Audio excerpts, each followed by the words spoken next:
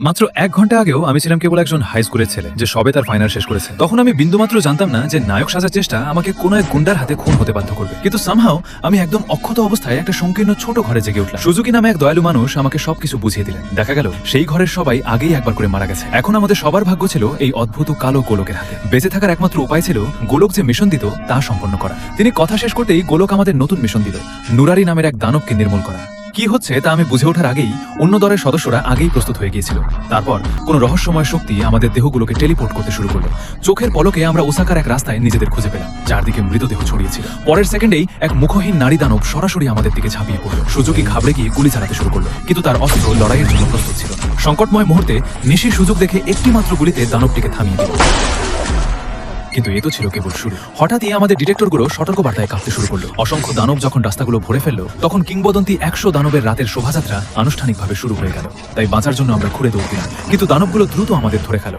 Suzuki আর রেইকো যখন মৃত্যুর মুখে, আমি এগিয়ে এসে তাদের বাঁচালাম। দুর্ভাগ্যবশত আমার নিশানা ছিল একেবারে বাজে। পরের সেকেন্ডেই সেই প্রাণীটা আমার দিকে ঝাঁপিয়ে পড়লো এবং আমাকে সোজা কংক্রিটের উপর আছড়ে ফেললো। ব্যাটেল স্যুট না থাকলে আমি শেষ হয়ে যেতাম, কিন্তু দানবটা আবার আমার দিকে এগিয়ে। আমরা ঠিক কি করে বুঝে ওঠার আগেই গুলির শব্দ শোনা গেল এবং দানবটার মাথা উড়ে গেল। উপরে তাকিয়ে দেখলাম স্থানীয় ওসাকা দল এসে গেছে। তাদের উন্নত সরঞ্জাম আর সংখ্যার জোরে তারা দানবগুলোকে নির্মমভাবে কচুকাটা করছিল। সেই হাইটেক সরঞ্জামের জন্য আমার ঈর্ষা না করে উপায় ছিল না। সুজুকি আমাকে বলো, দানব মারলে পয়েন্ট পাওয়া যায়। 10 পয়েন্ট হলে সেগুলো উন্নত সরঞ্জামের সঙ্গে বদলানো যায়, মৃত সঙ্গীকে ফিরিয়ে আনা যায় বা স্মৃতি মুছে দিয়ে বাস্তব জগতে ফিরে যাওয়া যায়। সুজুকি পরামর্শ দিল আমি যেন তাদের পাশে লুকিয়ে থাকি আর সহজেই জয়ের দিকে এগিয়ে যাই। কিন্তু আমার ন্যায়বোধ আমাকে চুপচাপ বসে থাকতে দিল না। আমি অস্ত্র তুলে নিলাম আর দানবদের লক্ষ্যবস্তু হওয়া সাধারণ মানুষদের বাঁচাতে এগিয়ে গেলাম। আমি এতটাই দূরে ছিলাম যে কিছুই মারতে পারলাম না, বরং নিজেই লক্ষ্যবস্তু হয়ে গেলাম। মরিয়া হয়ে আমি আমার স্যুটের পাওয়ার ব্রুজ সক্রিয় করে দৈত্যটার উপর দিয়ে লাফ দিলাম, কিন্তু লাফটা একটু বেশি জোরে দেওয়ায় সজোরে একটা টেলিফোন খুঁটিতে গিয়ে ধাক্কা খেলাম। পরের মুহূর্তেই দৈত্যটা আমাকে ধরে ফেলল। জীবন সুতোয় ঝুলছিল দেখে আমি পাগলের মতো ওটার মাথায় 3টি গুলি চালালাম। অবশেষে